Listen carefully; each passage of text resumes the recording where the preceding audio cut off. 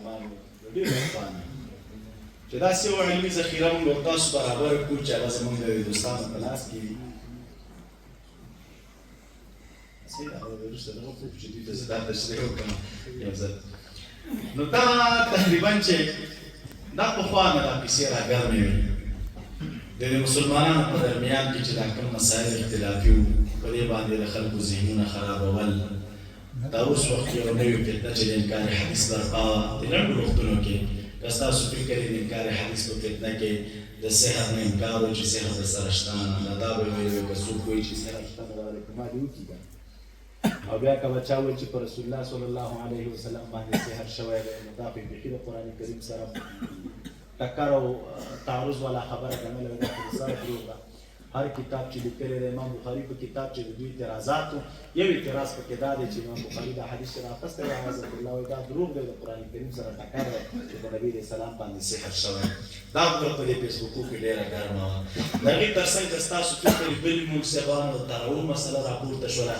تراویح سنت دی او نه دی او نفل دی او قرآن دی باره کې خلک نښتي وو. دا عوام زموږ اکثره د دې نه منکر کړه تراویح چا نه کولې په دې روژو کې بس ملا صاحب نه مې اورېدلي دي یو څه وایي نو پرې عبادت دی بس که دې وکړو که دې بل کړو که د خدای د خوښۍ اتر کار ته کوي او که د خوښۍ څلوېښت رکعته کوي. دا کیسې د خلکو تاولې راتاولې. د دې تر څنګ یو بله بنیادي مسله وه دلته چې د امت مسلمه پکې فتنه کې پروت و چې هغه د مسلمانانو اجماعي عقیده وه ان تر دې پورې چې ځینې علما لیکي حد تواتر ته رسېدلی د رسول اکرم صلی الله علیه وسلم د معراج مسله وه. زموږ استاد خو عقیده دا ده چې محبوب د معراج په شپه باندې اسمانونو ته لاړ د رب العالمین سره لقا شوې ده 50 منځونه او بیا 15 تر هغه بار بار علما چې موږ تاسو ته دا خبرې کوي او دلته به دا خبرې موږ ته زمزمه کېدلې چې اوس دومره په دې لنډ وخت کې ولاړ او بېرته راغی او پلان دا شبهات دي عوامو ته ذهنونو کې اچول دا دومره لنډ وخت کې لاړ سره کم د یو اسمان نه بل اسمان پورې 15000 کاله مزل و بیا د بل اسمان نو بیا پسې بل اسمان و بیا هلته لاړ او ملاقات وشو بیا بېرته راغی. دا زمزمې به د خلکو ته کولې او دا مشکلات به د خلکو په منځ کې دا د لوی جدید مسایلو چې دا د فتنې د انکار حدیث سره او یا د عثمانیانو د فتنې سره چې دی رابرپا و. دا یو د هغې تر څنګ چې دا نورې فتنې دلته په دې امت مسلمه کې سر راجوړې وې د عقیدې په باب باندې د تشبیه مسله وه د تعطیل مسله وه د رب العالمین د صفاتو د خدای تعالی د رؤیت مسله وه د الله تعالی د لیدو. یو بله مسله چې هم دغه فتنې د انکار حدیث پورې تړلې وه هغه مسله د قضا او د قدر وه. موږ او تاسو خو دا عقیده لرو چې دا څومره شیان په دې کائناتو کې دي نو دا د خدای تعالی د تقدیر نه بیرون نه دي بلکې دا د الله تعالی په قضا باندې د قضا چېرته ده او تقدیر چېرته دی چې مخکې نه درپسې لیکلي وه نو بیا عذاب درکولې ده. دا فتنه رابرپا اوس هم شته په دې رسنیو کې او دا زموږ د ځوانانو ذهنونه خرابول. یو بله فتنه چې دغه دی تاسو اوس ما وویلې هغه مسله د چا وه د وزن د اعمالو وه. یو بله فتنه چې هغه په دې امت کې خوره ده وایي دا جنت او جهنم وی ټیک ته دا مسلمانانو یا کافران به یو وخته پورې لاړ شي جنت ته به جنتیان لاړ شي او جهنم ته به جهنمیان خو جهنم چې دی دا وایي همیشه بیانوي دا بس د منځه ځي وایي دا بېکاره خبرې وایي دا خو خدای تعالی د عدل سره منافي خبره ده چې جهنم دی همیشه د پاره وي او په هغې کې د خلک سوځول کېږي او عذابونه دي د جبر او د اختیار مسله وي. او بله چې نن سبا په دې امت کې ډېره راجوړه ده وایي ښه نو تاسو چې وایي چې خدای تعالی لره جهت نشته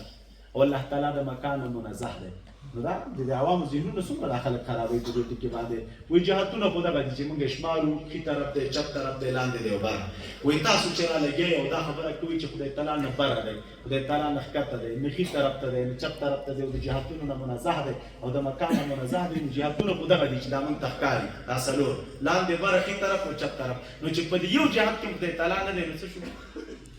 د عوامو ته څه شو. وایي د دوی خلکو رایه دا دی چې خدای تعالی د سره شته نه اصل وایي د خلکو ته دا خبرې تاویل راتاویي دا چې خدای تعالی او جهت کې دی که نه دی او خدای تعالی مکان کې شته او که نه او ځای ورته شته که نه دا یو بنیادي مسله ده چې په دې رسنیو کې زموږ عمده علما او اهل سنت علما کله دې مسلو ته راشي حیران یې ورته چې زه اوس دې کې اوس څه وکړم او بیا په هغې څنګ کې د دې سیرات مسله وګوره دین هم دا رسنیو کې انکار حدیث فتنې ته تاسو وګورئ 1500 کاله مزل دی په پولیس جرات بیا بره خېږي او بیا به راکوزېږي ته وایي مړه چېرته عقل مني چې دا د خلک ولې په دې باندې روانېږي او په دې باندې دې پورې وځي. دا لویې فتنې په دې امت کې خورې وې او دا دغه چې دی پکې روانه. یو مسله پکې مسله د خلقو القرآن قرآن کریم مخلوق دی د رب العالمین او کنه قدیم دی. لکه دا اوس تاسو ګورئ په دې کې خلکو په مناظرې روانې کړي دي. بیا ورسره چې دا نورې مسلې دي، د حیات الانبیا، د عرض د اعمالو، د نبی علیه السلام د والدینو مسله، د شفاعت مسله، د کرامت مسله، ورکه الله دې دایم لري تقریبا نور څه درته وایم چې دا څو دي او ډېر مسایل موږ کې راجمع کړي. د صحابه کرامو امامت دی، دارنګې د تکفیر مسله ده چې دا نن سبا خلک راپورته کېږي په دې ادنا ټکو باندې یو بل ته کافر او یو بل ته کافر. کافر څوک دی او د تکفیر اصول څه شي دي؟ کوم سړي ته باید کافر وویلی شي؟ شریعت په دې کې څومره حده پورې مو تا ته اجازت راکړی دی، دا خبرې موږ کې راجمع کړي دي. تشریع مصادر دي، زیارت مسله ده د رسول اکرم صلی الله علیه وسلم. د امامت مسله ده، ډېری خلک راپورته کېږي صدیق اکبر رضی الله عنه ته د ظالم نسبت کوي، اعوذ بالله، وایي چې حق د امامت خو د حضرت علی رضی الله عنه او صدیق اکبر رضی الله عنه چې د امامت یې نه واخیسته نو دی غصب کړی دی، ظلم کړی دی. په دغه اساس او بنیاد باندې چې دی دا مسله درته لیکلې ده چې خلافت حق د چا و، که د خلیفت څوک و. دا تقریبا درې څلور مسایل په دې عنوان باندې په دې مې درته لګولي. یو بل ټکی اساسي بنیادي چې درته وایم د صوفیه کرامو احوال مې درته پکې ذکر کړي. تصوف څه شی دی؟ مرتبه یې څه شی ده؟ بیعت د اولیاء کرامو څه شی دی او مرتبه یې څه شی ده؟ دا بیا څنګه په صوفیه کرامو باندې احوال راځي، د دې احوالو د صوفیه کرامو حیثیت څه شی دی او مرتبه یې څه شی ده. نو دوه شیان موږ او تاسې پېژنو د صوفیه کرامو په احوالو کې غږ چې یو ته وجد ویلی کېږي د صوفیو او بل ته تواجد. نو وجد څه شی دی دا مې درته تشریح کړی، تواجد څه شی دی دا مې درته تشریح کړی چې په کوم انداز تواجد دی څه شی، مرتبه یې په شریعت کې څومره ده. موږ په غم وخت یو یو طرف ته هلته ودرېږي یو سړي ټوپک او راکټ پوګۍ کوي چې ګوره دا شی بیخي د سره شته او که چا وویل نو په دې سر دی وتی، هغه هلته انکار په غونډې ولاړ دی ورته یې او بل طرف ته صاحب دلته دې بل انکار کوي مړه چې څه نخرې کوي نو کوئ. په تصوف کې ګنجایش شته نه، دا مې درته لیکلي دي پکې چې زموږ ستاسو منهج بین الافراط والتفریط دی، د کمي او د زیاتي په درمیان کې دی چې زموږ ستاسو کومه لاره ده دا متوسطه ده او معتدله ده. دا مسایل ثابت دي، نو په کوم انداز شریعت کې معیار څومره دی، په شریعت کې انداز څومره دی، نو دا مې درته دلته لیکلي په احسنه طریقه باندې او په بهتره طریقه باندې او په یو بهترین انداز کې چې دا د تصوف مسایل دي، دغه اساس دی او دغه بنیاد دی، په دې انداز مې درته لیکلي دي. خو تقریبا دا 15 مسایل دي، د ټولو تفصیل درته زه نشم کوی. هغه څه دي چې زموږ ستاسو امت مسلمه ورته ضرورت لري په دغه انداز. نو تاسو وایئ چې مناسب کتابونه خو وکړه، دا خو ډېرو خلکو لیکلي وو، په تا څه وایي چې ته راولګېدلې دا دې لیکه. تاسو چې هر ځای ته لاړ شئ تاسو کتاب په مکتبه کې پیدا کېږي، خلکو لیکلي دي، شته دی، موجود دی. نو خو ما څه باعث چې ما په دې کتاب ولیکم؟ یعنې طالبانو ته زما ذوق معلوم دی، په دې شي زما ذوق نه چې زه کتاب ولیکم. دوه باعث راباندې عمومي زما خپل فکر دا و چې زه خپل تصنیفات وکړم. انشاءالله لړۍ روانه ده، دوستانو ته معلومه ده چې ما کتابونه لیکلي دي په غټ معیار باندې. د ټولو نه اساسي او بنیادي کتاب چې هغه ما تصنیف کړی دی او لیکلی مې دی هغه اسلامي او شرعي سیاست دی. پرون مې مفتي صاحب ته ورکړه، راته ویلې چې شیخ صاحب دا خو خپله تقریبا 200 څپو تخریج ته ضرورت لري. نو همداسې دا هغه څه دی انشاءالله چې هغه به راشي هغه هم تاسو ویلي چې اسلامي سیاست څه شي ته ویلی کېږي، سیاسي مسلمان به څوک دی، د سیاست او د اسلام په خپلو کې سره څه مناسبت دی. ډېر یو د امیرالمؤمنین نه راواخله تر یو فرد عسکره پورې مسؤلیت په نظام کې څه شی دی. دا نظام د ځمکې په سر څه رقم جوړېږي، څوک به یې جوړوي، د جوړولو حق یې د چا دی، چې جوړ شو نو په هغې کې ارکان څه شی دي. نو دا هغه کتاب دی چې انشاءالله په 500 صفحو باندې په مشتمل وي. هغه ما لیکلی اصل فکر زما تمرکز په دغه ټکي باندې و چې داسې شی ولیکم چې نن سبا خلک لګیا دي د سیکولریزم په نوم باندې، د جمهوریت په نوم باندې، دغرنګې په نورو نومونو باندې د اسلامي نظام تخریب کوي او خلکو ته وسوسې او شبهات چې د خلکو نظام پکار دی او د ولس نظام پکار دی. دا کتاب ما په دې اساس لیکلی چې نظام به د چا وي او نظام به څوک جوړوي. نو خلاصه دا ده چې نظام د رب العالمین دی او جوړېږي به د رب العالمین د لوري او جوړېږي به د الله تعالی د شریعت مطابق. دا دغه کتاب خلاصه ده، دا هر چا مسؤلیتونه پکې وو. خو چې دا ادا یو دویم چې ما پې کار کړی دی انشاءالله هغه هم تکمیل دی، اساسي او بنیادي. هغه دا و چې قدیم او جدید تجارت. دا هغه موضوع چې نن سبا دوستانو په دې دواړو اړخونو لیکنې نه دي کړي، په یو اړخ باندې لیکنې پیدا کېږي. قدیم او جدید تجارت څه معنی؟ مخکې د تجارت شکل سره کم، اوس تجارت سره کم دی. مخکنی تجارت کې مفاسد کوم کوم وو، اوسني تجارت کې مفاسد کوم کوم دي، روا اړخونه کوم دي، ناروا اړخونه کوم دي. نو دا تقریبا یو لوی دوخیم کتاب دی د 400 صفحو کې. په دې باندې ما کار کړی چې دې ته امت ضرورت لري او دا باید واخلي. او داسې هغې ته ورته نور کتابونه چې ما لیکلي وو د کتابونو شروحات دي دا چې کوم درسي کتابونه موږ وایو انشاءالله به هم ستاسو مخې ته راشي و دې کتاب کې باعث په ما دوه شیان یو باعث دا و چې نن سبا د اهل سنت تعقیدي چې څومره خلاف بلک زموږ استاسو د امام ابو حنیفه رحمت الله علیه د مذهب هلته تللي سرخوړلو معقولات ویلي منطق علم یې ویلی زموږ اهل سنت علما مخې ته چې راشي کیني ورسره نو دعوه چې ورته ورکوي نو خپله دعوه یې داسې یو منطقي نمط باندې لیکلي چې زموږ اهل سنت علما یې جواب یې دعوه سره قبلي کړي او هغه به داسې تنقیح انداز منقحه دعوه درته لیکلي چې حق حیران به لیکي یو دلته ورته وی حیران دویم دا یو باعث نو ما دا کتاب ولیکه په دغه اساس چې څومره دعوی او دا مسایل تر پنځاویا پورې په دې کتاب کې لیکل شوي دي دا ټول په منطقي نمط او په منطقي طرز باندې دغه خلکو چې کومه دعوه ده هغه په منطقي طرز کې لیکلې او زموږ چې کومې دعوی دي هغه په منطقي طرز کې لیکلې خلاصه دا غي ده اول په دغه کتاب کې چې هر مسله ده بیان د مسلې بیا چې دغه دعوه زمونږه بیا دغه دعوی اثبات صغرا کبرا بیا په دریمه مرتبه کې شرح د صغرا او د کبرا په څلورمه مرتبه کې اعتراضات په دغه دعوی په پنځمه مرتبه کې جوابات زموږ د دوی د ردودونه او په شپږمه مرتبه کې دعوه د منکرینو اومه مرتبه کې مفاسد او اتمه مرتبه کې ردود او په نهمه مرتبه کې خاتمه دا هر مسله په دغه تقریبا اتنه مباحث باندې مشتمل ده په همدې طرز ما لیکلې دا ما یو علمي کتاب لیکلی پرونه تبیران موسیې ویل او ډېر شرح ضرورت لري دا به داسې وي انشاءالله دا کتاب داسې ما نه دی لیکلی دا به ډېرې شرح ته ضرورت لري دا چې منکرین نن سبا لګیا دي دا چې کوي چې په اهل سنتو کې علما نشته دی په دې اهل سنتو داسې ګرم راځي او د سترګو تور د ګوتې نه باسي نو زما امید دی چې دا وګوري دا ادراک لري ته کېږي چې په اهل سنتو کې علما شته او کار او دا اندازه دوی ته لګېږي چې اهل سنت خپلې دعوې په کوم اندازه په کوم نهج باندې لیکلی چې دا مې په دې انداز لیکلی دی علمي وسله ده د تاسو سره د طالب العلمانو سره او د علماو سره دا داسې اعتقاد دی چې دا تاسو سره نو بس میزان دی کله انشاءالله هېڅوک به دې هغه تاسو ته ضرورت ونه کړي چې تاسو باندې ګرم راشي ورته وي چې لکه دا د عقیدې د اهل سنت خلاف ده او نه به دا ضرورت څوک وکړي انشاءالله امید دی د رب العالمین درګاه کې چې تر څو دا کتاب د خلکو ته ورسېږي نو یو باعث را باندې دغه ټکی و او دویم اساسي بنیادي باعث دا خاص کر په باب د عقایدو کې او بیا په باب د چا کې د تصوف او د طریقت کې مړه یو بازار جوړ دی چې هر څوک یو کار کوي که نه نو بس په صوفي باندې راتپلی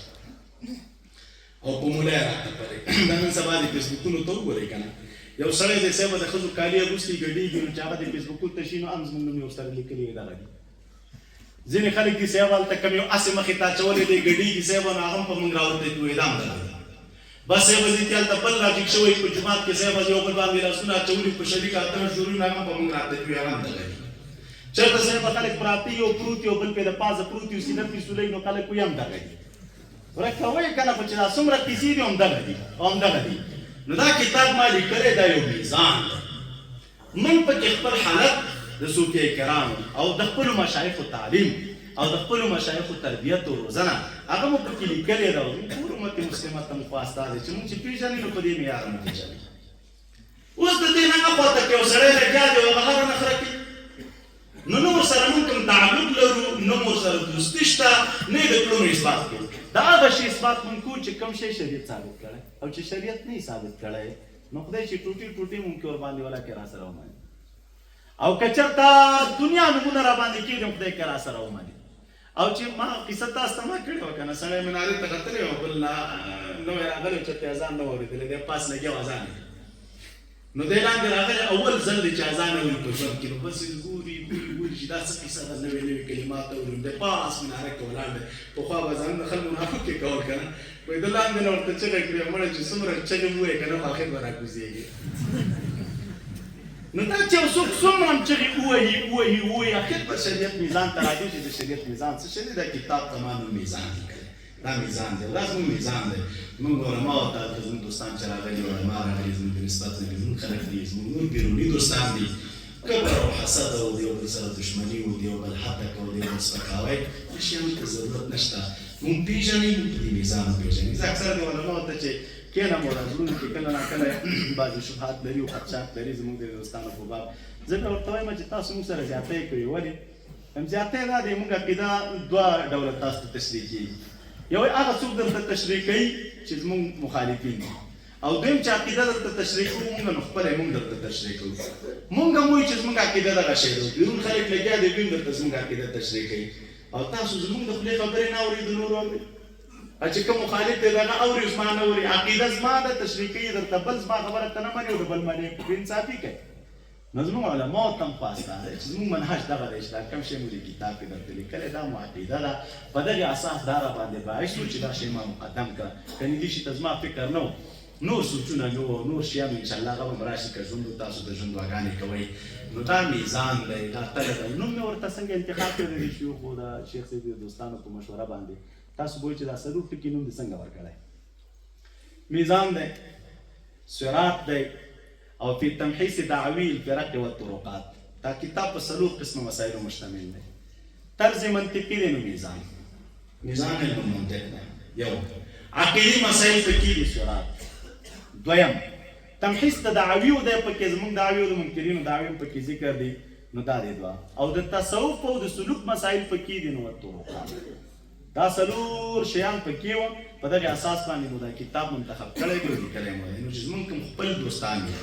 دا واخلئ ضرور هر یو یې د ځان سره واخلئ تاسو رب العالمین په ذات یقین وکړئ بس وکړو د ژوند ترتیب داسې دی نه کېدله کنې ما ذوق دا و چې دا مې چاپ کړي دوستانو ته مو همداسې ورکړی چې تاسو دا واخلئ او سره وي دلته خو تاسو ته د کتاب اندازه بیا لګېږي نو داسې په واړه معیار مو نه دی چاپ کړی